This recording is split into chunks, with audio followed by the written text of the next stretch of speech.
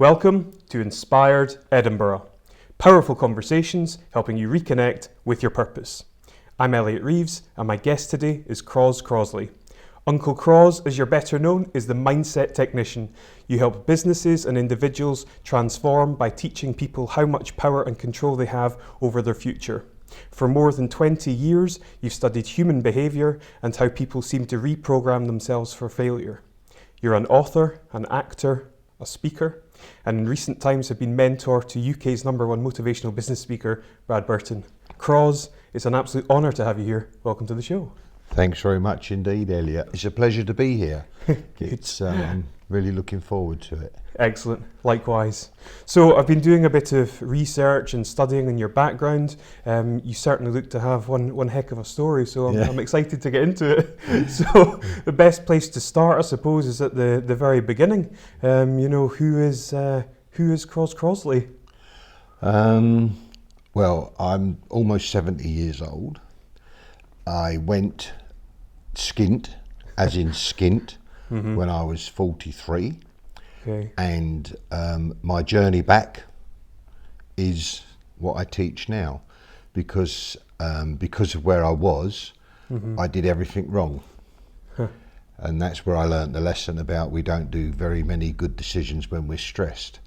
And I thought I was skint and broke, and when I counted everything up, I had $250,000, and I thought I was broke, but everyone else thought I was rich. So that was the mindset thing, and that all of a sudden I started investing that money incorrectly, trying to get back in 5 minutes what had taken me the previous 25 years to accumulate, and spent the next 2 years working 80 hours a week with my wife to go absolutely skint. So I'm quite well versed on how our mind changes when we're stressed.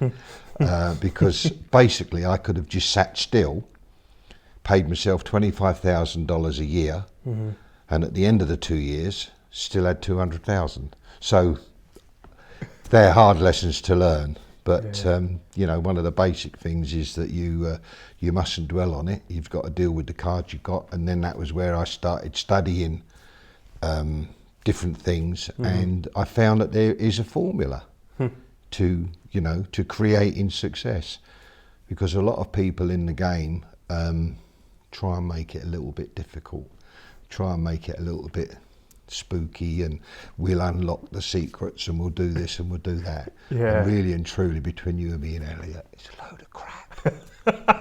I know you've got some quite forthright views on the personal development industry, and I'm looking forward to kind of getting into those. I suppose it would be interesting for many people. I don't know a huge amount about your sort of early years, or your what you were like growing up, where you grew up, that sort of stuff. Can you tell us a bit about that? Well, going right the way back to when I was young, my very first business experience was I borrowed a broody hen and 6 fertile eggs, and I was going to be a chicken farmer. So I took those home, and the lady that loaned me the broody hen said, I forget what the gestation period was now, but the eggs didn't actually hatch in that time. So in my innocence, I think I was 6 or 7 years old, I took them inside and put some cotton wool on the agar and cracked them open onto the agar. So there I was with these almost fully formed embryos on the cotton wool on top of the agar. I thought I'd speed the process up. So that was where I learned about you can't rush things, but that didn't become very clear until a lot later. But, I've always sort of tried to make things happen a bit too quick. And I suppose that's where I learnt about the grey area, or as I teach, the steps. Okay. Don't worry about where you are on the steps, because they're all relevant. And by climbing the steps and enjoying every step and learning it properly until you get to where you want to be, they are your insurance against the future. Because if you do fall back, you've been there before and you can get back. If you've jumped the steps, you fall back, and all of a sudden you're in somewhere you've never been before, and the only way is to keep going backwards. Then, as I say, I lived in a village in Colnbrook, which is near London Airport. There weren't as many planes when I was growing up, but we lived in a rather splendid place in Colnbrook. And I remember that our phone number was Colnbrook 27. So that's going back quite a while. Then it became Colnbrook 217 and then Colnbrook 2216 as I grew up. So funny how those things stick. Yeah. I left home when I was 15. Really? I lived with one of my very, very early mentors in those days, a guy called Phil Lovelace, who was a country lad who taught me about money and how we handle money, about not spending, more than what you earn. And he was a very, very basic sort of guy, but very successful in his own right. I don't know if Phil's still about, so I'm allowed to say this, but he made the cardinal error of trying to get hold of his money without letting the taxman know that what he had. And I've always found in my life that every time that I've played the game properly, things go well. When you're actually trying to do things and avoid people seeing you, you never actually express yourself properly. You never let things unfold properly. So that was another lesson. So I only ever had 2 jobs in my life. I've been self-employed for 55 or say 50 odd years. Wow. One job I had was I worked at a company called Copperad, and I went there to be in the advertising department as an artist doing bits and pieces, and also ended up in the sales department by default. And then I left there and I went to a place called Munsley Holiday Camp in Norfolk, which I'm told was the inspiration for Heidi High. And when I was there, it could have actually been, they could have actually been recording it then. So that was quite an experience, quite a buzz. And I went there as a waiter. And I very soon saw that the guy that was doing the maintenance was having a much better life than me. So I made it my job to find out how you got a job on the maintenance, and I became his assistant, and then he left and I became in charge of the maintenance, which was a much better job than the waiting on the tables.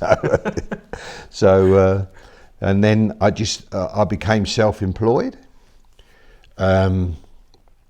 I had, when I was younger, another deal that I'd done was when I was only about 12 years old, and I was at school with Jack Cohen's grandson, and Jack Cohen was the guy that started Tesco's, and his grandson, his great-grandson, but he was related to the Cohen, so he's, got this lovely Jewish sort of ability to sort of create money. And he come up to me one day at school and he said, "Croz," he said, "I bought an old car, cleaned it up, put it out the front, sold it, and earned whatever it was."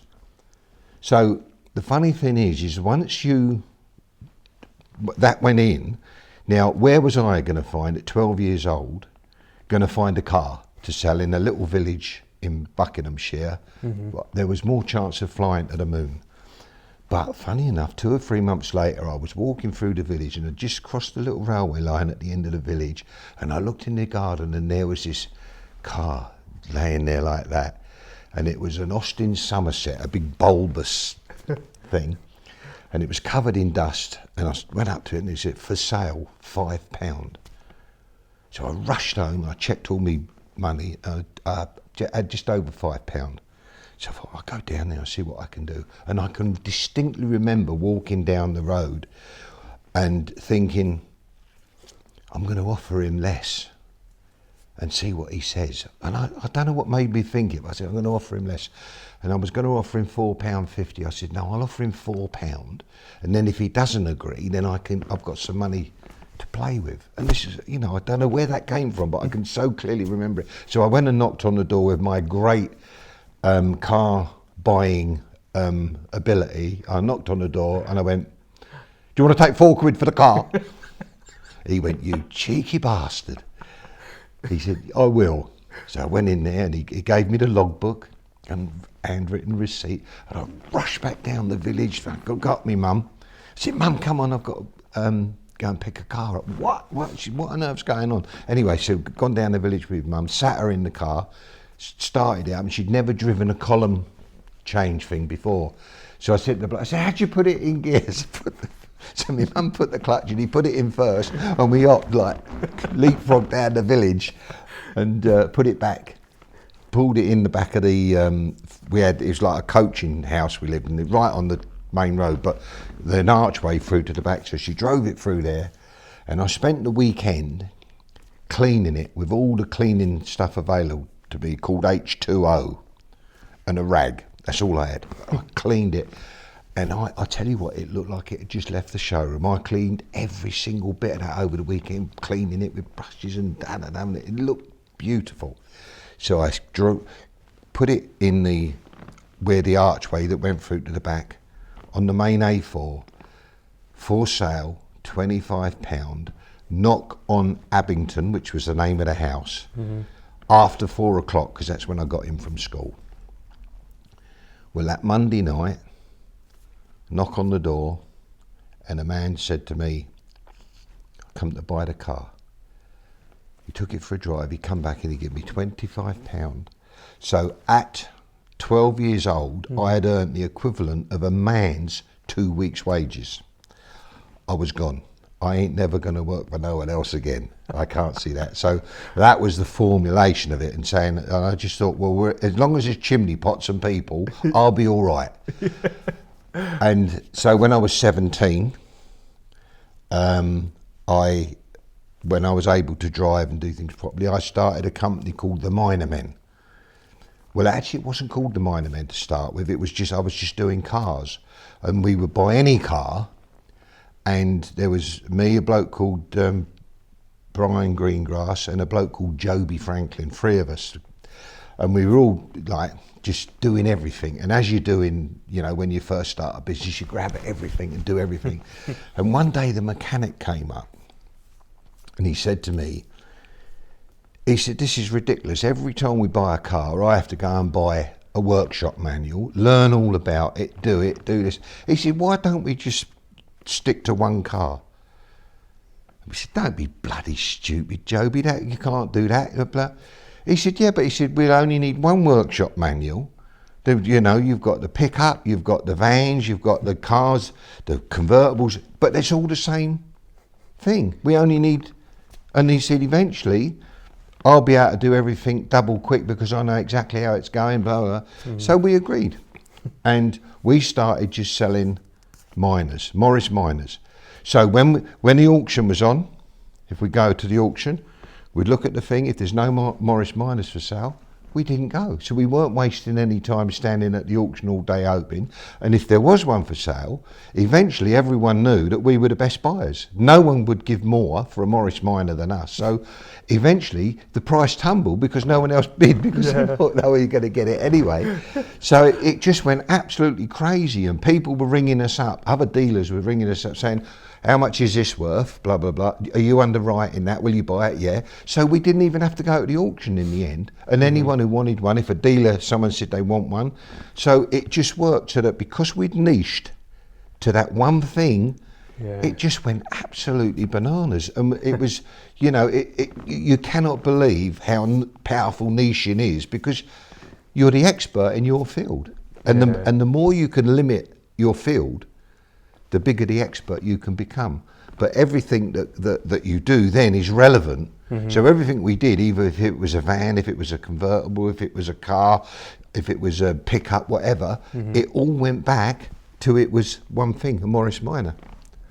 And that was it. And I remembered, I won't bore you, but I remember I bought my wife a car, and it was 581 LGO was the registration, and it was a split screen, low light Morris Minor, and it was the 49th one off the production line for the Morris Minor. It was one of the first ones, a side valve, first ones built.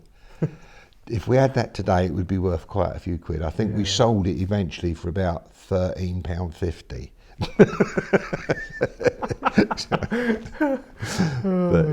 Yeah, so there's a little bit of background. Really I won't go on because you'll have to keep stopping me, Elliot. No, because that's absolutely fine. No, it's great to hear. Yeah, it's really very interesting, and niching down certainly is one of the things that I hear you speaking about a lot. Yeah, and I suppose the importance of it. Yeah. What do you think people can kind of, in what way can people use that? Well, whatever you're doing, you see, the thing is, if you niche, you become expert at it, and you get a name, because we're all the same. When we start in business, when people start a new business up, and they might say they might be a carpenter, but someone says, "Can you build a wall?" And if he's got half an idea, he'll go, "Yeah, I'll build a wall. Yeah, I'll fit your bath. I'll do this, I'll do that." So all of a sudden, you're all things to all people. So they're at the pub and they say, "Here, Elliot said he's going to do a drive for me." Drive? I thought he was a carpenter, or I thought he was this. So they don't know. So if you niche, everyone who knows you knows what you do. They're your best advert. Because they know what you do. But if they don't know specifically what you do when they're talking up the pub and someone mentions something, you don't register with them. So the thing is that you actually niche and you become the expert. And then if you niche within a niche, so once you've niched and all the stuff that falls off that's relevant, and you can actually pick one bit out of that, then all bets are off. But people knowing who you are and what you do is very, very, very important. What would you say your niche is? My niche is dealing with young entrepreneurs. Is my love, getting hold of young entrepreneurs and telling them how powerful they are. Because whether you know this or not, Elliot, when we arrive here as a newborn baby, our brain is programmed for success. And over the years, as human beings, given the ability to sort of, think and work things out, we spend 20 years letting people fuck it up. And that will be the only swear word I use, but I think that's what we've got to call it.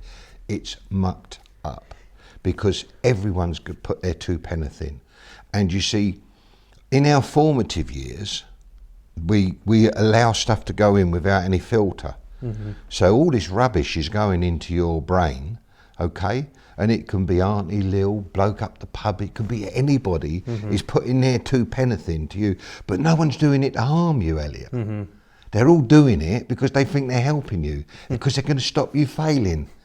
Don't go into business, Elliot, because if you fail, just you carry on doing it. You go by society's checklist. Don't you do anything outrageous, and you'll be all right. But the reality is, if you go by society's checklist and don't do anything outrageous, you ain't all right. Things don't unfold for you. You sometimes you can become a bit of a bloody bore because you're not actually expressing yourself properly. So my actual niche is that I've spent 20 odd years studying how I went from on the floor, as low as you could possibly be, to creating the life that I've got now, which a lot of people would love. I assure you. In fact, Burton, who you mentioned earlier, says when he grows up, him and Kerry want to be me and Val. Okay, I'm really interested to hear, if you're comfortable talking about it, how you got to a really low point. What sort of happened in your life that took you there? Well, we'd been quite successful. We moved to Australia in 1988 with our 5-year-old daughter, because we just thought it would be a good life. And my parents had emigrated out there years earlier, and we went to visit them, and we just loved it. They saw the kids on the beach having their lessons and under trees, and it just seemed, if nothing else, I'd love her to have her childhood in Australia. So we went over there, made a commitment, said, look, she's 5, and until she goes to secondary school, we're not thinking about doing anything. Because a lot of people go over there and say, oh, there's no Marks and Spencers.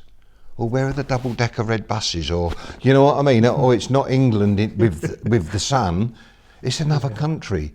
So you've got to actually make the commitment. So we stayed till she was 11, and then it was great. So went on, and we just stayed there, and it was fantastic. And we did a bit. I listened to my cousin because we'd been doing property, and we were going to go to Australia and do property. And my cousin came up. He said, "Oh, you can't do it. You need a license." And I didn't, because he was a builder. So I didn't bother to check. So in what I did is I went for the first time in my life, and I bought a ready-made business that was a business that run bouncers, you know, crowd control and security at big events. And we ran that, and we did it, and we did a withdrawal exercise on it, where we were going to put the people in the right places and withdraw and have a lovely, just oversee it and let it happen. And I took a guy off the door, and I put him on it, and I just really thought, yeah, he's the guy. Made him operations manager, made him a director of the company, and blah blah blah blah blah. One of the technicalities was when we bought it, we'd bought it with all the work that had been done, and we didn't realise that they'd give up to 3 months' credit to some people. It was a fortune that was absolutely that we had to pay out to buy that work. And we bought that, and then we started about getting it down to a reasonable thing, like a 7-day, which was unheard of in the industry. And once we got it to that point, there was no need to have any big amount of money behind you, but we'd spent a lot of money on, built a gymnasium for the guys and all that sort of thing. And as soon as that happened, this guy had been working in the background to go to all the clients, because he was the operations manager. He was in the ear of all the people that are important. And one day he come to our house at Christmas, and then on the 5th of January we got the phone call when everyone was going back to work that our biggest customer was going with a new company. I said, "Quick, get Mike on the phone, we'll sort this out. I'm having this." And of course, can't get hold of Mike. Mike's white-handed us and sort of took the company, formed a new company, nicked all the systems, all the staff and everything, so basically left it in a terrible mess. 1 or 2 people stayed loyal, but so that was it. And I went to see my lawyer, and very, very wise man, and I went in and I said, "We got to do something, we've got to do that." I went all excited about, because I really wanted to do all sorts of things to this guy. And he said, "Well, hang on a minute." He said, "I've got some good news and some bad news." And he looked over the top of his glasses like that. He said, "Croz, the good news is, I don't think you could lose this case." Lovely. He said, "The bad news is, my advice is move on."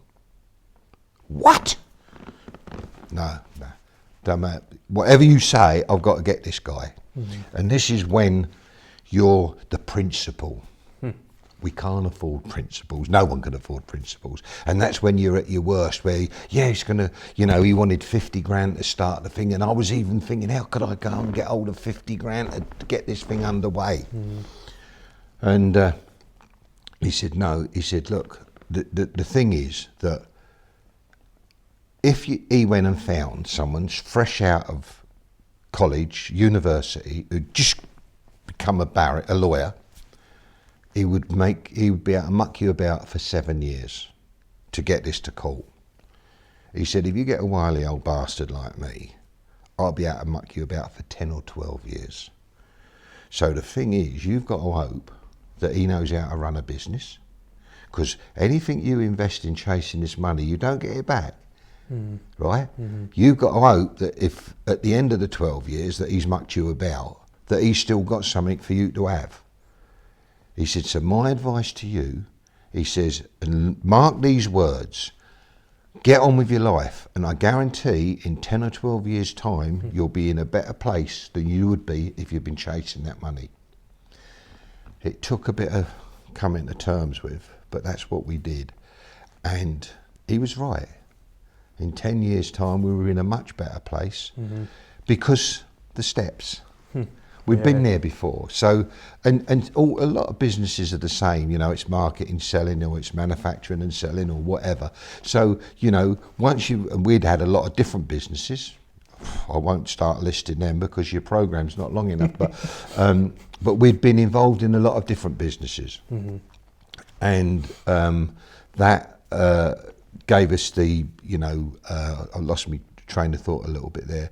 We'd been involved in a lot of different businesses. Yeah, so the steps. So we knew where we were on each step. And so that our journey back was a lot quicker once we'd done that.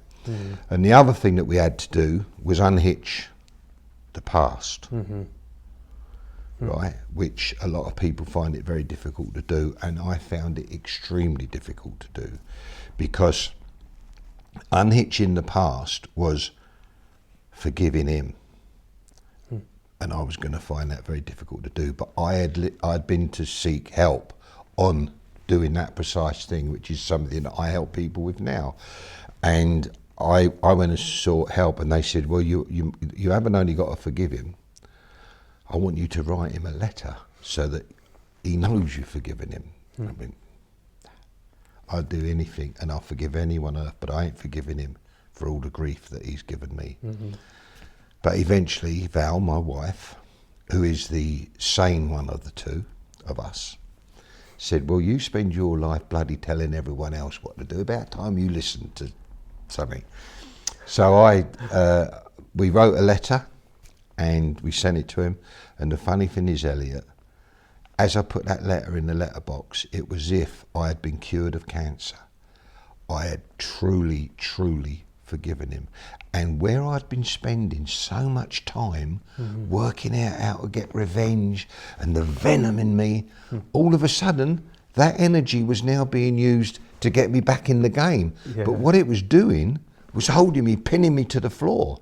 All the time I held all that crap inside me, it was pinning me down. So that's a great, great exercise, is it, that if there's anything in your past that you're spending time worrying about, because I call it the rucksack, that we go through life, and the divorce, the bloke nicked my business, oh, this happened, that happened. It's our excuse for now, right? It's handy, because anything that goes wrong, we can say, well, that was the divorce settlement. If it weren't for that divorce settlement, this business would be all right. Crap. Just get on with it. It's an excuse. We carry a lot of that baggage from the past around for the simple thing that it gives us an excuse. When our friends say, how's things going? I say, well, all right, but it'd be better if it wasn't for that. Get rid of it. It's not any use to you at all. Visit the past to find things that you've learned and bring them with you to now, because they're valuable. But the actual event that taught you that isn't valuable, because it takes up unwanted energy, right? So get rid of it. And if it's a person, forgive them. And the thing is, forgiveness releases you. You're the prisoner. He ain't thinking about me. He's spending all my lovely money up the pub or whatever, and I'm the one who's actually got all this crap going on in my head. So the forgiveness releases you. Yes. Nothing to do with him, right? So you forgive that person, and that releases you as the prisoner. You get on with your life. But that's very, very valuable information. You just don't keep dragging the past around with you, because you've got to free yourself. Life's hard enough without dragging all that rubbish around with you. Absolutely. You know? Yeah. It's like drinking poison and expecting the other person to die. Precisely. And that's exactly, that's it. That's revenge, and it's bearing a grudge. Absolutely correct. No value to it at all. So what are some of the things when you're coaching or working with people now to try and uncondition them from the bad habits that they've been taught, during their upbringing? What are the things that you can teach them and set them up for success? Well, the thing is that there's three things. Over the years, I've done it. Now, I've took a lot of stick from people who've said, don't make it so simple, because there ain't nothing to unlock. All these things that the self-employed, the self-development people, they say, come and we'll unlock this and we'll do this and we'll do this. It's rubbish. What they do is they get you in there build you up to a euphoria, telling you what they can do, what you can have, and this, that, and you rush up the back and buy this and do that and do that. Rubbish. It's absolute crap. Or I can teach you in one day. I do a one-day workshop, and in that day, I can give you all the tools you need. You need tune-ups, because the thing is that when I ain't sitting on your shoulder, you start going, I don't know if this is right, because it ain't easy. It's simple, but it's not easy to implement. Does that make sense? Yeah, absolutely. Right. So what I do to people is I just tell them how powerful they are, and we've forgotten the natural ways. Now, one of the most amazing things is, give me a big smile, Elliot. Now try and feel venomous towards someone. Yeah. Can you do it? No. Right, now drop your mouth. Now think about being venomous. Can you do it? Right, now that's amazing, isn't it? That's natural, but we don't do it. So the simple process of walking around with a smile on your face, you don't have all them thoughts of revenge but we don't do it. We prefer to have our mouth going around like that. But that is your mind telling you. It's impossible to smile and think bad things and try and do bad things. It's impossible. But it's easy, and you can't think of good things when your mouth's drooping. Yet you look along the high street when you're walking up the street tomorrow, how many people are smiling?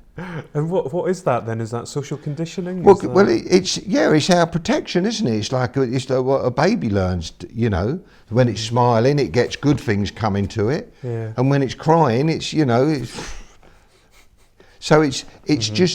just the way that we are. That's our protection, right? Because there's only two things that we're built for, and that's fight and flight.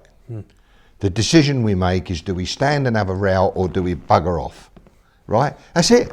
Like a computer. A computer, I've been told this, there's only two things, yes and no. It's binary, yeah. Right? Yeah. And then it goes yes, no, yes, no, yes, no enough times to come to an answer. But we don't. We've got the maybe. Right? We've invented maybe. So we've got the best computer in our head ever built, and we've included, it works on yes, no, fight or flight, yes or no. But we, the human, has put in maybe. Now, dogs don't have maybe, ducks don't have maybe, chickens don't have maybe, nothing else in the world with a mind or a brain has maybe, except the human being. Now, and we're meant to be clever, aren't we? Right? Yeah. Your cat ain't thinking about paying a mortgage, is it? No. It ain't lying there worrying about paying school fees, is it? What's it thinking? I wonder when Elliot's going to come and give me a bit of milk. I wonder when he's going to feed me. And if you don't, he comes up and starts going, excuse me, have you forgotten something? No, it's just natural. Everything else in nature has got it together, except the one that's meant to be the intelligent one mucks it all up. Now, tell me why.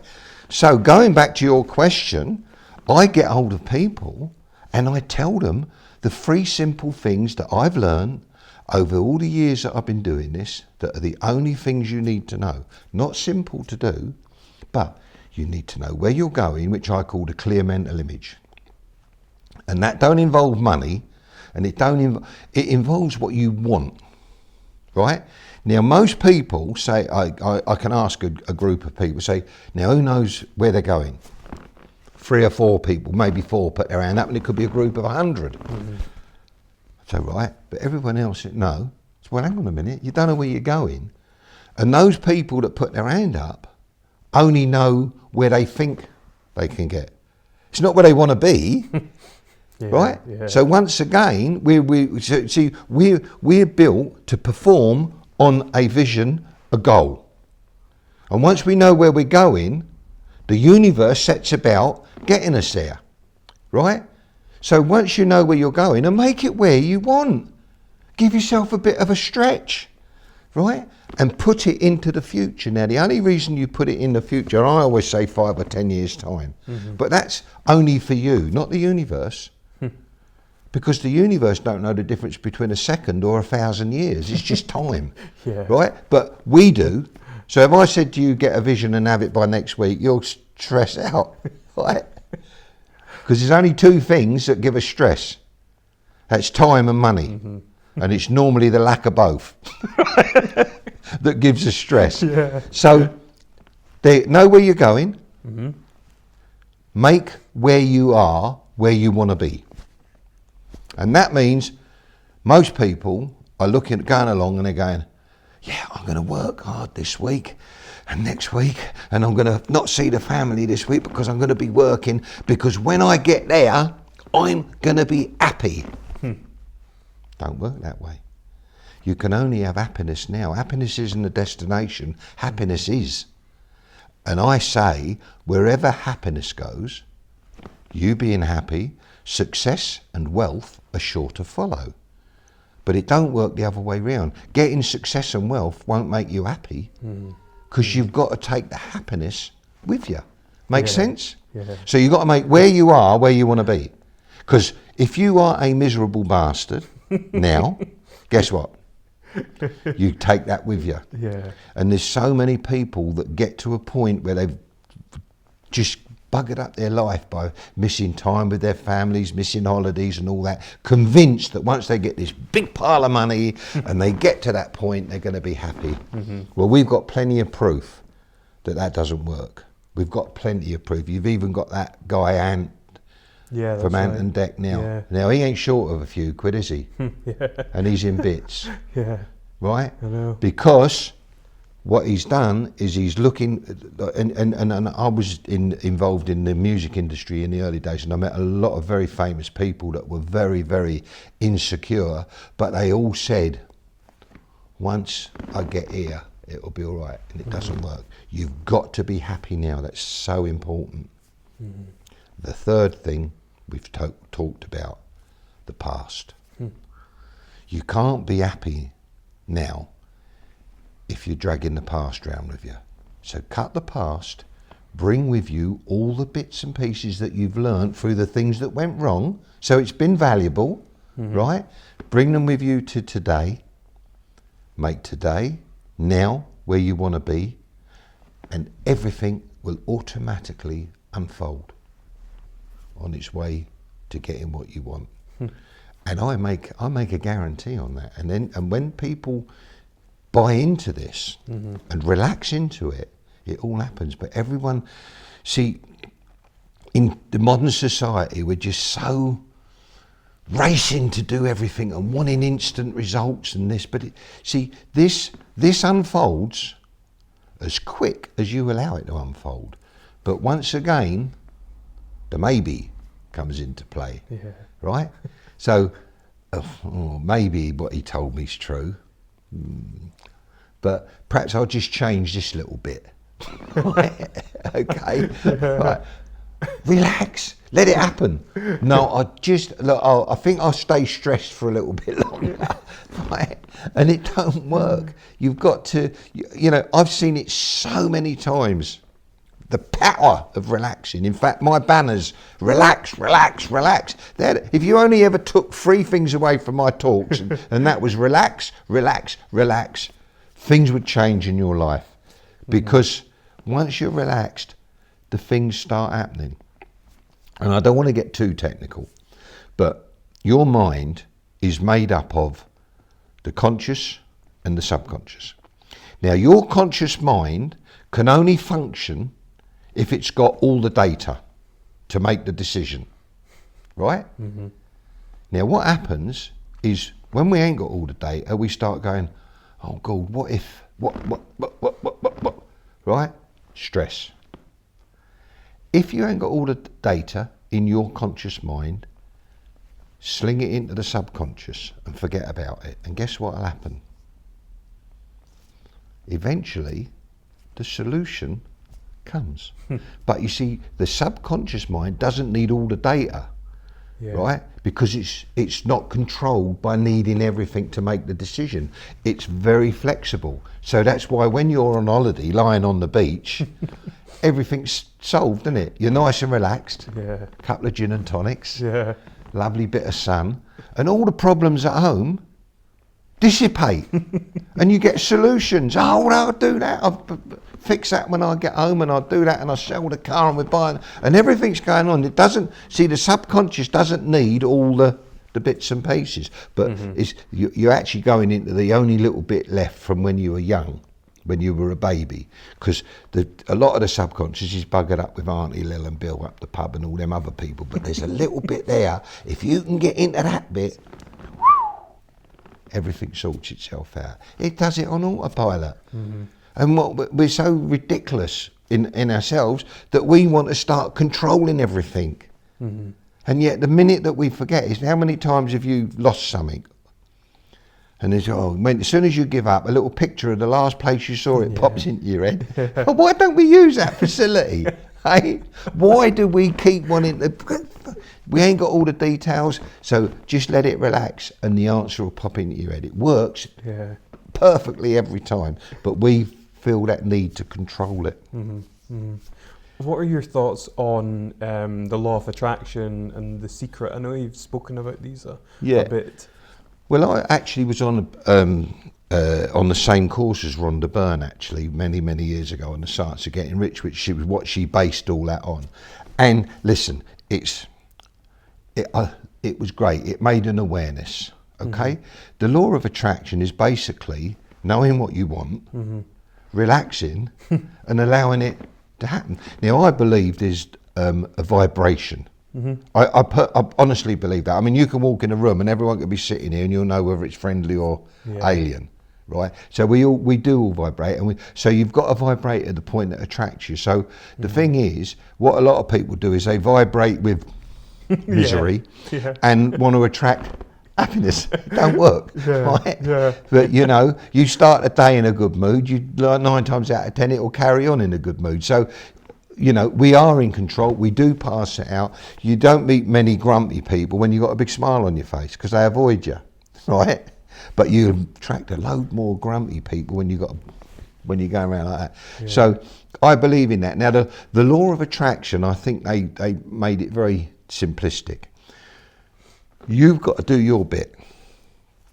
And The Secret was lovely, and it was all fluffy, you know, looking in the window, wanting this, that and the other, and that ain't what happens. What it is that it's the vision of what you want, not fucking private jets and all that, because that don't make you great. If you want to, like we always used to say in Australia, like if you want to go on a big boat, find a friend who's got one, right? Because if he's got enough money to do the boat and bits and pieces, just go and be a good mate to him, because they all look for crew. You know, most people will get a big boat. The thing they ain't got is friends, right? Because they spent their whole life ignoring them all, saying it'll all sort itself out when I get there. But it doesn't. And we got Mr. Philip Green, the bloke who went all for his life, buggered everyone at BHS, nicked all their pension money and this, that and the other, sitting on a huge boat in the Mediterranean, bobbing about on a huge boat, in one end of the sofa and his missus the other end of the sofa, looking at each other, miserable as sin.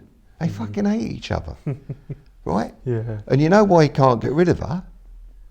He put everything in her name to avoid paying tax. So he can't even get rid of his wife. So how miserable can he be? But, as I say, but all the way through his life, he definitely was going, it will be all right when I get here. No. There's only now. And that's the only thing you've got any control over. You can't control. You know, you can have the best plans in the world, go outside and get run over. You ain't planned that, have you? But so enjoy now. That's what I try and do. How would you describe your attitude towards money? Money.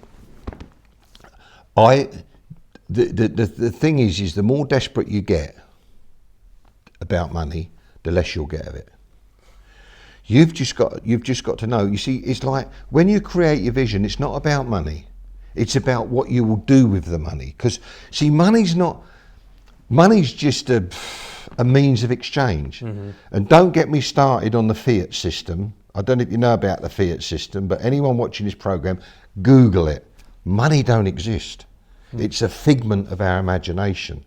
And we've got the only banknote in the world that says, I promise to pay bearer on demand the sum of £1, or it used to be, but now it's pay the bearer, right? No other country in the world says that. You know why? Because what are you going to do if you go into the Bank of England with a £5 note? What are they going to give you? Another £5 note, right? Everyone thinks it's supported by gold. It ain't. 1972, Nixon put an end to all that because of inflation and all that. We got to be secured by gold, and they took the gold standard away. So then it was all bets were off. They were just printing money like it was confetti. So it's just our faith in it happening. Money's just zeros on computers. It's all rubbish. You work out that a bank is allowed to lend you, the average is 17% times what's put in cash, okay? So you go along to a bank and borrow £1,000, you borrow it off that bank, and that then creates a mythical real £1,000. You put it into that bank, and that bank's now got your mythical 1,000, but on their paperwork it shows it as a deposit of real money, but it ain't real. They've just invented it up the road. So now they can lend 170,000 or 17 times whatever it is, 17,000. Yeah. Or based on that mythical, and then someone borrows that 17,000 and goes to another bank. So there's no money. It's just all mythical, and it's only our belief, right, that it's supported by all these different things. Because, I mean, it's just a joke. Why would the countries give away the power to print the money? We don't. No bank, no country in the world has got their main bank. The federal bank is owned by the Rothschilds in America. The Bank of England's owned by the Rothschilds. So every bank, every country in the world has got a bank that's owned by the Rothschilds that's got the right to print the money. The Rothschilds are the richest family on the planet, but don't appear anywhere on a rich list. So you tell me what's going on. Yeah. So don't get me started on that. What's interesting, and you said this earlier on, was the fact that you had £250,000, and yet your perception was that I you was were skint. So it's, I suppose I'm interested in the idea that wealth is the perception of abundance kind of thing. You know, it's like if Richard Branson woke up tomorrow and had £1 million, he would feel skint. You give £10 to somebody who's homeless, they feel in a position of abundance. It is, because look, at the end of the day, it's all relevant. Where I'd come from, 250 grand wasn't going to cut it. So I was tweaking because I thought, oh God, you know, all the different things. But if I'd have just took stock, and that's the value. So what do I teach people, and what do we talk about? I put things in perspective as actually where they are. Because a lot of people get confused where they are. As I say, if I'd stood still and done nothing, I'd have been 200 grand better off, right? By doing nothing. But I worked 80 hours a week with my wife, 7 days a week, to go skint. By starting a business that I had no passion for. I loved setting it up. It was great. But running it was another thing. It was a dessert restaurant. I'd nicked the idea off a place in New Zealand called Death by Chocolate, and we opened a business called Deadly Desserts. It was aptly named because it nearly killed us. But so all that stuff comes into play, and I've been involved in I suppose 50 different businesses in my life, and I'm very, very lucky that I can actually talk to someone, and I can very quickly have empathy with where they are. And give them a little bit of advice based on looking back. Of saying, well, you know, it might not look that obvious now, but if you do that, I think that'll happen because of this. So that's really the. It's interesting because obviously Brad Burton, who we spoke about, he has this idea that the worst day of your life and the best day of your always life ends up being the sort of bookends. Which the worst day of your life, because you see, the reason that is because it makes you make a major decision. You see, and this, and eventually you have to make that decision. As I say, there's loads of people that have fallen and they're down, and what they need is an injection of energy to say, look, this ain't going to happen. You ain't going to have the luck to get up to the top of the stairs. And if you do, if you've missed out the steps, you become like a pools winner. Right? Yeah. Now, I'm not being big-headed, but if a big chunk of money dropped into my bank at the moment, it wouldn't change my vibration at all, because I wouldn't do anything different, because I'm at a position where I'm comfortable and, you know, things are nice. I don't really want anything different to happen in my life. I tend to do what I want to do when I want to do it. But it's, you know, with someone who hasn't got any money, that big amount of money drops into the thing, and then they start changing because they're not used to that. So they all of a sudden they start, and all the phone calls start, can you lend us a few quid, Elliot? Elliot, my mum's a bit ill, I've got to go up to the hospital and she needs a wooden leg. Or, you know what I mean? So you get all the phone calls, all the begging letters, and you don't know how to deal with it. And then eventually you win 3 million quid, and about 2 years later you got 8 quid in the bank. You say, what happened? Right? So it's all relevant. Like, you know, we know so many pools winners and we see the stories of them, you know, going wrong. And see, that don't make no sense to me, all these huge wins and all that. It just destroys lives. Don't do anyone any good. You know, like something I read the other day, 120 million someone rung. Wouldn't it be nice to have 250,000 half a millions? Eh? Who make 250,000 people happy instead of one person unhappy. You know, there's got to be something done about distribution of wealth. You know, it's just crazy. You know, yeah, absolutely. You know, something's got to be done about it. What are your views on the self-help, personal development industry as a whole? Well, as you say, I've been working with Brad. Turned him into a bit of hippie, actually. It's funny how, you know, so congruent that we are about, you know, what I've done and stuff from the past and what he's learned and come together. So it's just nice. I've got the drop on him because I'm about 30 years older than him, so I've got the benefit, but he reminds me so much of me.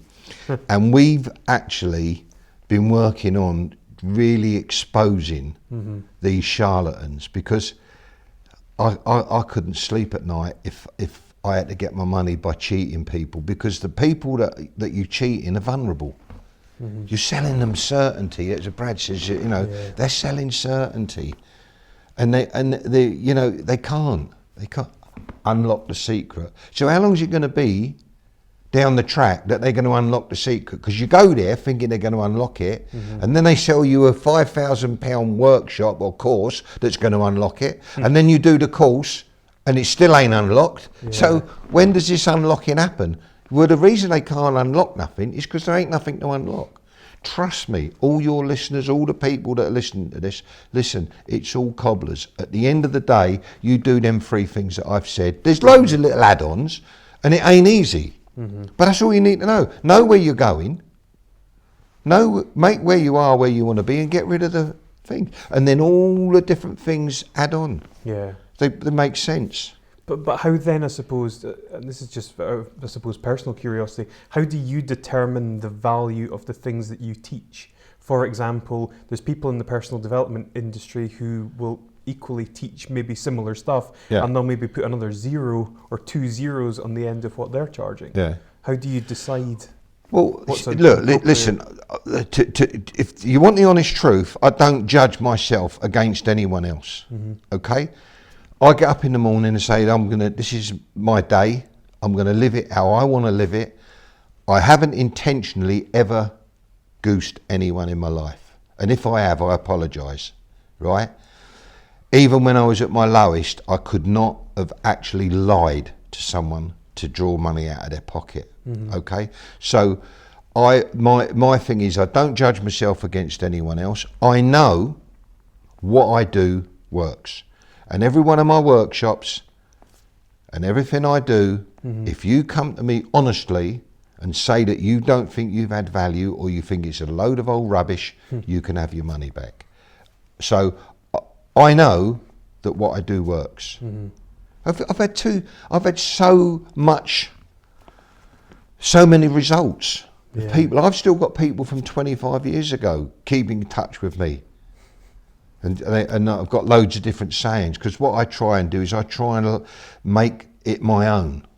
So I have things like circular thought, transitional disruption, relax, relax, relax, the holiday brain, and all these things so that people remember them.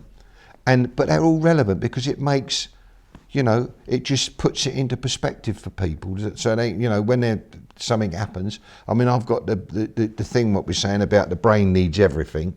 The conscious mind needs all the data. So I say, right, have I done everything I can? Is there anything else I can do? So if you've got a problem or a situation that's worrying you, have I done everything I can? Is there anything else I can do? Yes, no. Sling it in the bin.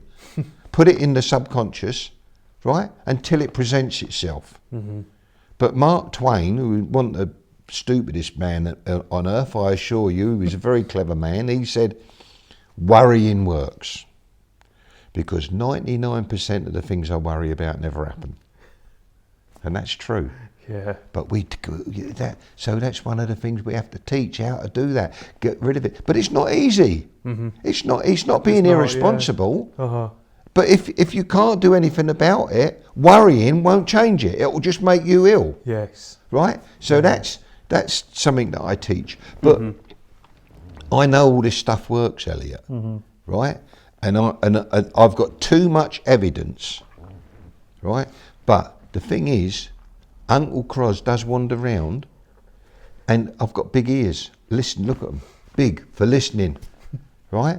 And I listen. And if someone could give me something, evidence, that will change, I'm not stuck in my ways, but the funny thing is, I dug a video out the other day, what I made 15 years ago, and I still stand by exactly what it says. I might have said it a little bit better now, because I've sort of got a bit more practice in speaking, but I still stand by what it says. But if someone can convince me otherwise, right, then I'll change. But you could torture me and I wouldn't change my views on what I teach, because I know it works. And the only person that can fuck it up, Elliot, is who? You. Right? Yeah. So, but you see, so many people, they do that a little bit. They've got their fingers crossed behind their back, and they say, I'll do it, half do that bit. You can't half do it. It's like being half pregnant. You're either pregnant or you ain't pregnant. And so, you can't say I'll be half pregnant, can you? No. So you've got to be all in or nothing. So this stuff, and it ain't easy. It ain't easy when you're absolutely desperate. And it's okay for me sitting there and saying, well, this is what you got to do. Because everyone starts saying, well, it's all right for you. So, well, yeah, it was all right for me when I spent 2 years making myself really skint, making myself ill, stressing out. So I went about learning how to cope with those situations. So I ain't telling you to do something I ain't done myself. I know what it's like to be hiding behind the door with someone knocking on, what's the nice, nick a few quid, or you've got to pay them. Yeah. I know what it's like to have to sort of dodge and duck and dive and weave, right? But the point is that if I knew what I knew now, I wouldn't have got into the positions that made me have to do that. So, as Brad says, the worst day of your life is the best day of your life, because I now use all the things that went wrong, all the things, the failures, to teach. Yeah. And when someone says to me, they come in and say, oh yeah, but you wouldn't understand. I say, well, tell me the full story. And they go, yeah. I say, well, hang on a minute. And I go into the Croz archives and I bring one up and say, well, how about this then? Try this on for size. And all of a sudden, we've got empathy. Because I can always find something that's worse. It's fantastic. I can always find something worse. And losing a multi-million-pound company overnight to someone you loved, that takes some getting used to. And all the things that have happened in my life are all relevant today. If I hadn't lost that business, I wouldn't be sitting here with you now. How marvellous is that? Eh? Yeah. Amazing. It's the idea that you can only join the dots looking back, you know. And that's it, and that is the power. And you see, sometimes when I see people in the personal development space of 23 years old talking about how to create a life, they ain't even had a life. They're still embryos to me, aren't they? So, what are they going to teach? What have they learned? Yeah, right? Exactly. You've got to fall off the horse a few times and then get back in the game. And once you've done that a few times, I mean, I've been up and down like a donkey's dangler like that, up and down. But at the end of the day, I've learned from everything. Because you're a fool, aren't you? If you burn your hand when you put it in the boiling water, and then the next day your hand's all healed and you do it again, you're an idiot. Yeah. We can always excuse it once, can't we? But you do it twice, then you're responsible.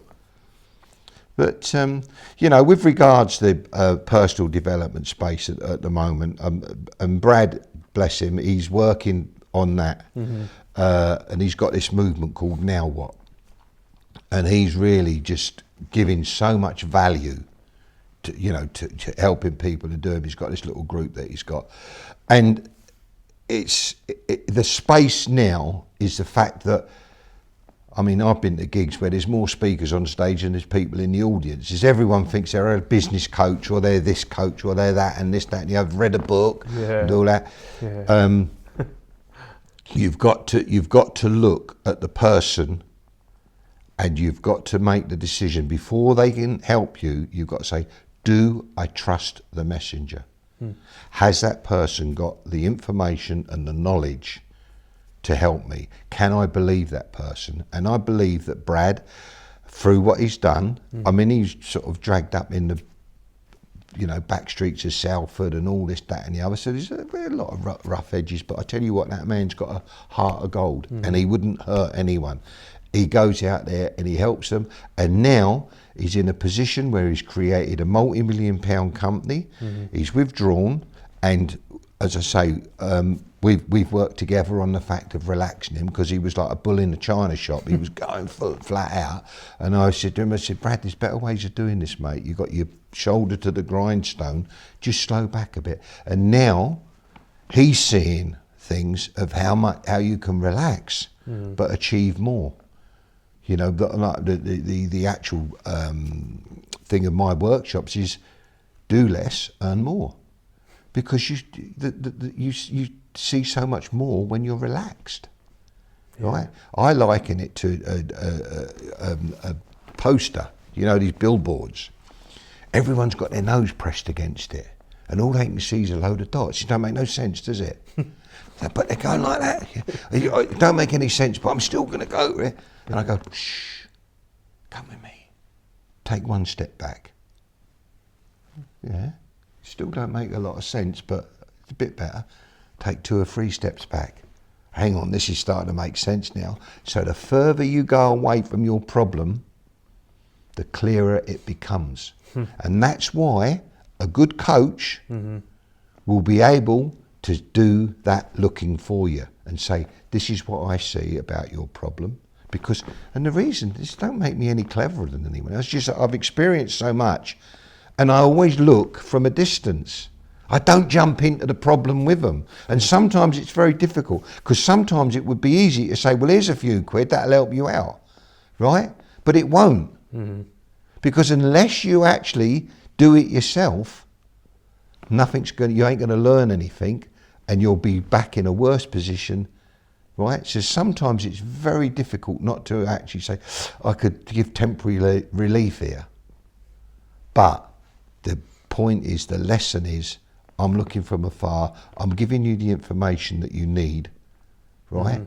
If you do this, it will work. Trust me. Now, as I said, it's simple, but it ain't easy. Yeah. It's the hardest thing you ever have to do, to apply this. But once you do, it's amazing. And once you've applied it and you've actually you've started on the road to success, it's amazing because you've got the rules then of how to do it. I mean, my life, it's just unbelievable. And yet this is when things went wrong, and I was told to create a vision. It was a bit of a property portfolio, so I've got, residual income. Forget all your big money, your big piles of money. The only thing you need when you're my age is a regular income. Forget everything else. Don't worry about big houses and all the bits and pieces. You just create a residual income and you will be happy. Because there's only one thing interferes with my work: golf. And sometimes I have to ring my clients and say, sorry, someone's just rung up and I've got to play golf. And they all understand it, because that's one of the rules of working with me, right? Really? But it shows them how flexible. I mean, obviously I wouldn't leave anyone in the lurch and that job. But golf, holidays, working with people, and it just, my thoughts on money are that if I'm doing the right thing, I'm not trying to hurt anyone, I'm trying to help as many people as possible, and the money just seems to sort itself out. So how do you define success then? Success is doing what you want to do, when you want to do it, and having the time and money to allow you to do it. That is success. Now, that could be sitting under a banyan tree chanting mantras somewhere in India. Right? If that's what you want to do, that's success. So success is actually doing what you want to do. Now, a lot of people say, but I enjoy my business. Say, fancy a game of golf? So I ain't got time. Do you fancy a game of golf? Yes, but I ain't got time. That ain't success. Right? So success is being flexible. Success is actually understanding that things ain't going to fall apart. It's like when people try and build their business and they go, I need to employ someone, but no one to do it as good as me. So we all think that. We all think we're superheroes, don't we? But I tell them, do you want to know a secret? So what's that? There's fucking thousands of people can do it better than you, but you just got to find them. You see, what we do, and I had this conversation with someone the other day, what we do, and I thought this was quite good, you get a person in and you're judging them against how you do it, right? So you're judging that person, so you're looking for another you. But you found someone who's nothing like you and got different thoughts to you, yet you're judging them doing a job on how you do it, right? So I liken it. Funny enough, I was coming here, so I used Edinburgh. I said, now listen, get 20 people, right? And say to them, we'll meet in Edinburgh on Wednesday. Now, the odds are that they'll all get there, right? Some might be late, but the odds are they'll all get there. But they won't all come the same way, and they won't all use the same mode of transport, but they will get there. So if that person that you've brought in to do your job or to do a job in your company, don't judge them on how you do it. Let them do it, and then judge it on what their result. But you see that people, they do it and they're standing over them, looking at them like that, and putting pressure on them, and they're not relaxed or doing what they should be doing. So you say, right, there's the job. That's what you've got to do. You've got to get to Edinburgh, right? He'll arrive at Edinburgh. He might have, but you might be able to give him a bit of advice. Say, what on earth did you go through? Whatever. Why did you go that way? If you'd have gone straight up the M6, you'd have been... Do you understand what I'm saying? So you comment on results. Exactly. But we're so governed about saying we want to find another us. Oh, no one could do it as good as me. I used to think that. I think no one could do that as good as me. And then once you start putting things out, they do it better than you. Because it's what they want to do. You see, if you give a job to someone that's what they want to do, they do it well. And yet you're doing it. You're doing your bookkeeping at night with a couple of beers going, where's that other receipt? Yet you put it all in a carrier bag and give it to someone who likes bookkeeping. They love it. They eat it up and get it all done properly. And you're sitting there up, that's when you get time to have a game of golf.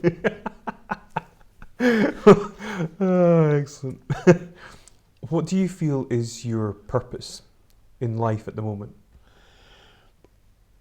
I don't want to sound mushy, but I really, really, really love passing this message, giving this message, and letting people, through example, showing them how powerful they are, right? Because that's the thing, is we all hold ourselves back because we're all a little bit frightened about the unknown, right? But I know that if you know where you're going, everything unfolds. You've got to do the things that you need to do. It ain't a case of just like all that airy fairy secret looking at a ring in the shop and it turning up the next day. It's a load of rubbish. But the thing is, if you genuinely want that ring and you fixed it in your mind, everything makes sense, because all of a sudden I've got this thing that I call the financial gap, the financial void, right? People come to my workshops and they go, oh, I'd love to go to Disneyland. I said, what's stopping you? Money. Oh yeah. What are you going to save up? Oh yeah. You'll never do it. What do you mean? Because you'll always find something better to do with the money. Yeah. Shall I tell you what to do? Get your credit card out, pay for it, and by the time you go, things happen. Because what happens, we get this financial void. Nature loves a vacuum.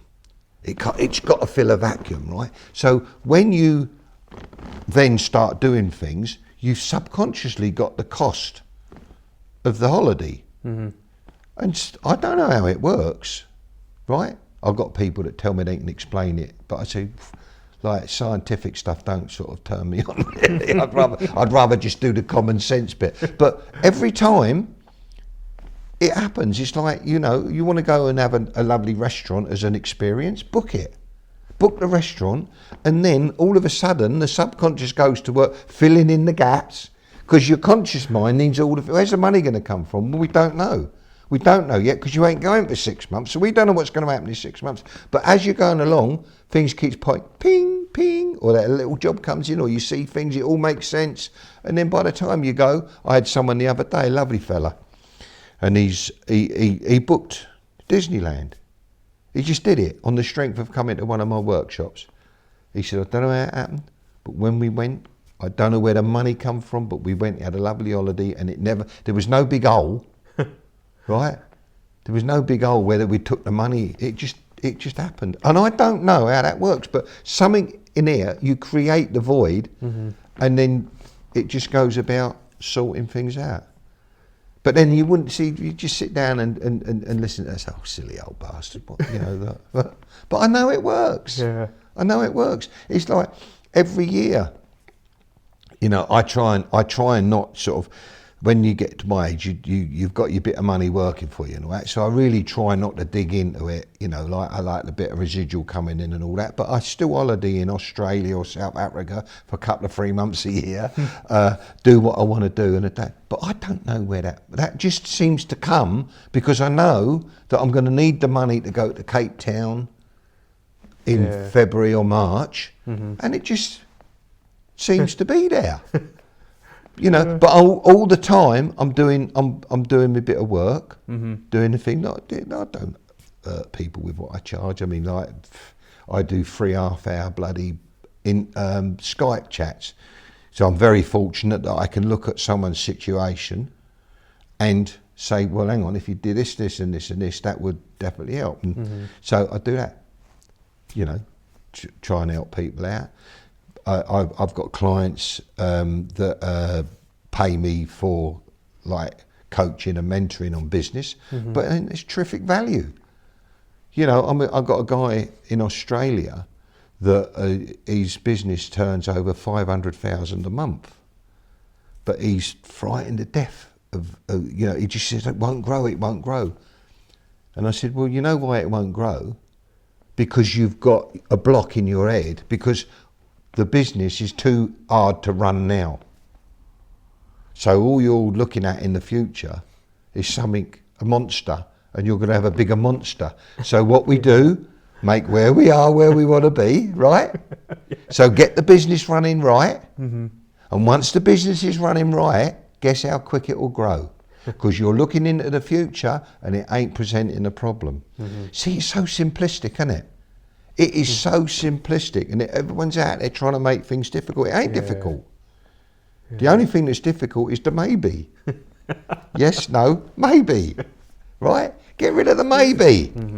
Because that's how your brain should work. Right? The most powerful bloody computer ever, and silly us trying to run it. Yeah. I know, I think I'll be able to do that a bit better. Right? Oh, great stuff. What do you think you'd like your legacy to be? Well, I always say a legacy is a garden that you plant but you never see in flower, right? So I like to think, as I say, I don't think I've ever done a wrong thing by anyone, and if I have, I do apologise sincerely, but that's always been me. I'd like, if someone does work for me and it ain't no good, I still pay. Is that the best you can do? Yeah, pay them. I won't be able to use you again, but I don't knock them and start doing, all that sort of thing. And I think I'd like my legacy to would be, I don't know, he had a laugh maybe. I don't know. I just try and give this information to as many people as possible in as simple a way as possible, in a fun way, in a way that resonates with them, and because I know how powerful it is once they actually buy into it. And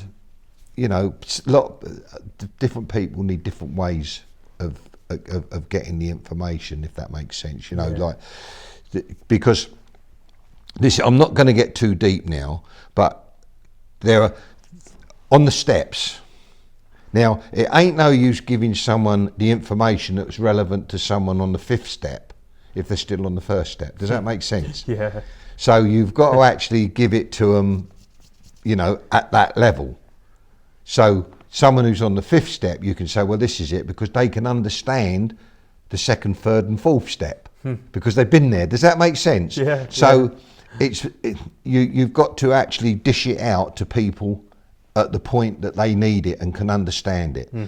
And actually, Brad said to me the other day, we were just having a little chat, and he said, it's funny, he said, that now looking at things, as you get older, how things change, and that's something you can't buy. Yeah. Them extra 30 years I got on Brad, I said, listen, the only difference, because he's so like me, like a bull in the bleeding china shop, has a go, does this, that, gets things happening. But see, you can't buy them 30 years. No matter how much money you got. So it's nice that I can say to him, well, this is what I think, and that's what I think, and he takes some on board, and I expect some of it he says like everyone else, silly old bastard, what would he know? But looking back is that you cannot buy wisdom. Knowledge is knowing, wisdom is applying knowledge and acting on the results. Right? So you can have knowledge, but this, it's like, in the self-development thing, so many people out there have just read a book. You can't teach someone that you just read a book. It's all right if it's history, because it don't matter, because you're talking about dinosaurs and what they look like. Well, no one really knows what it looked like, so it don't matter. But, when you're actually talking about experiences and telling someone about life, how can you talk about life when you're 23 years old?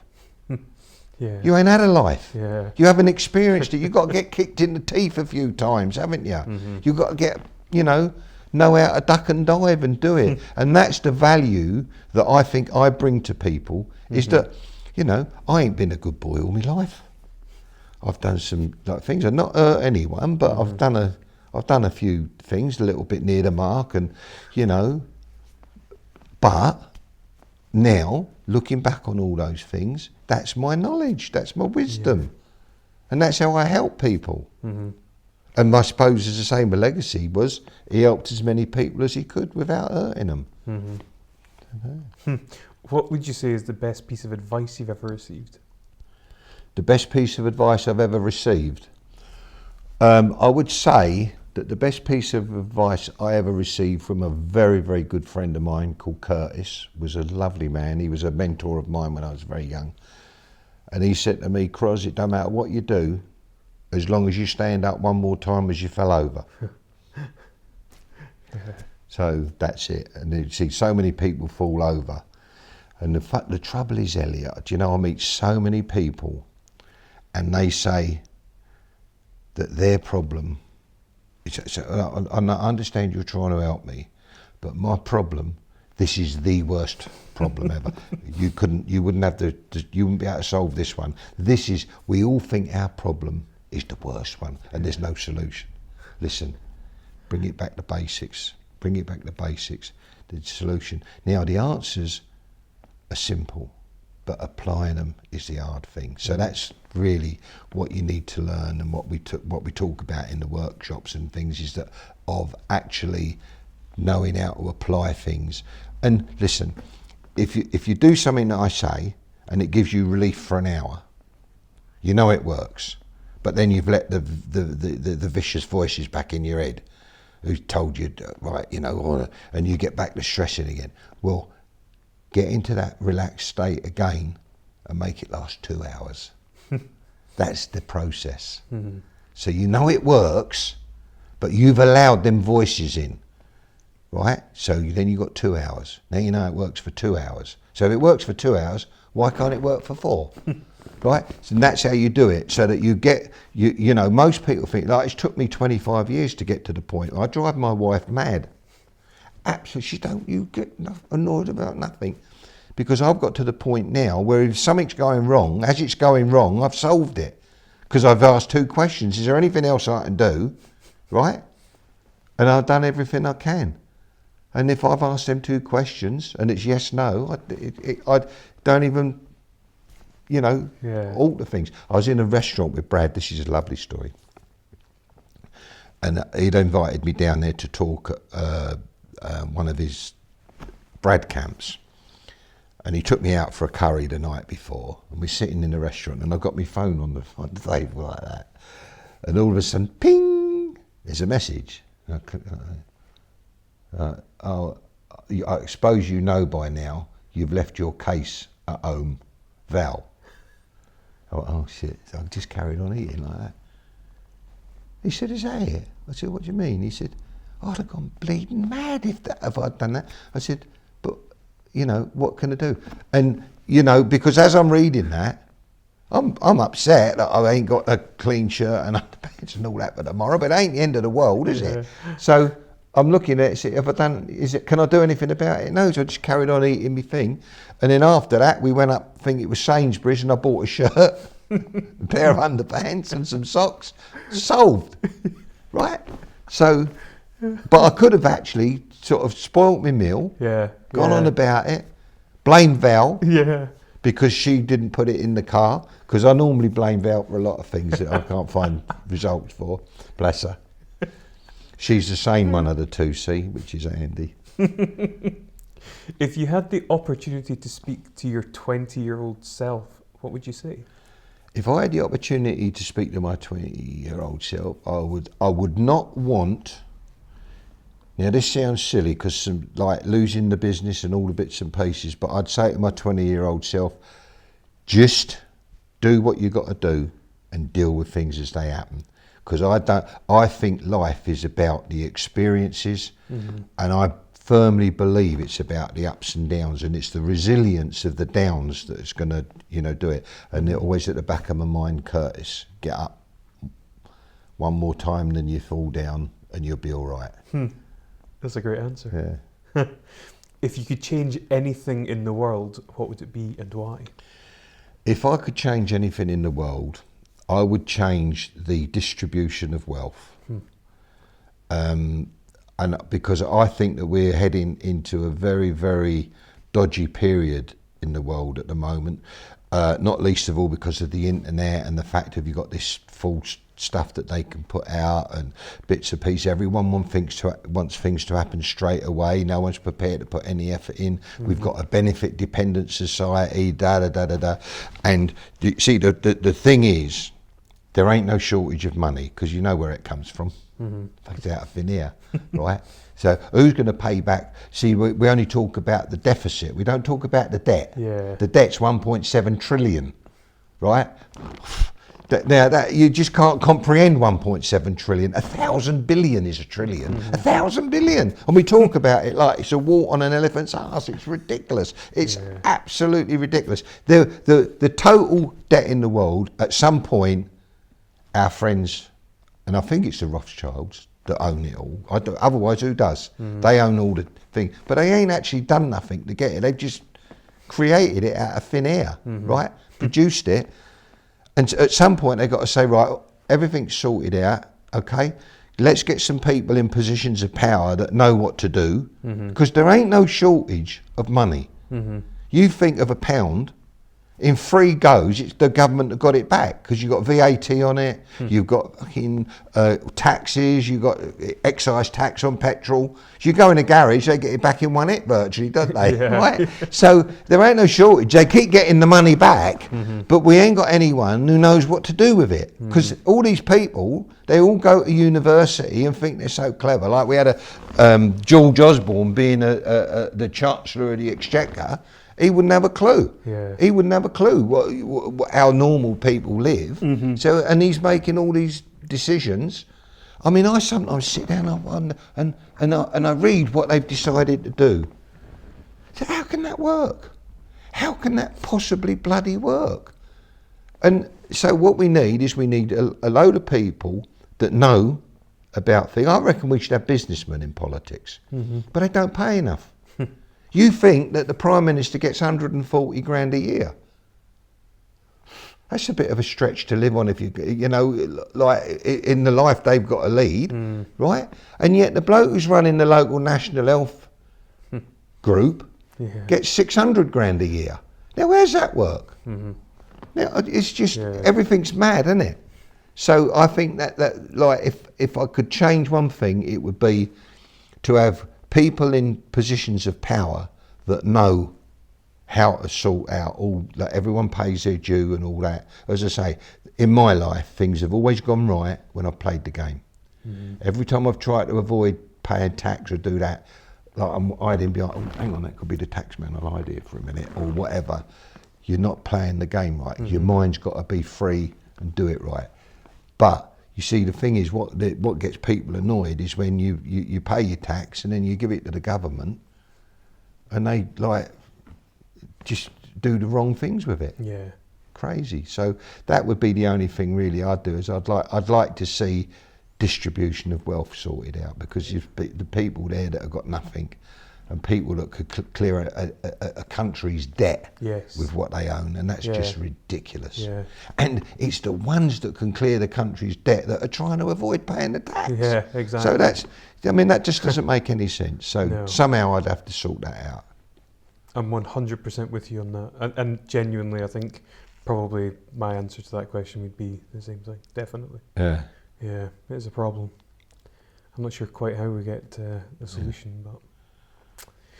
Croz, thank you so much. This has been a fantastic interview. I have absolutely loved speaking with you, and I'm greatly, really appreciate the fact that you've come up to do this.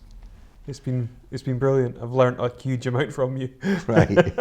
Wait till tomorrow. When I've got my board out, I'd like to do some drawings. Great stuff. Croz, thank you so much. You're more than welcome. Thanks very much.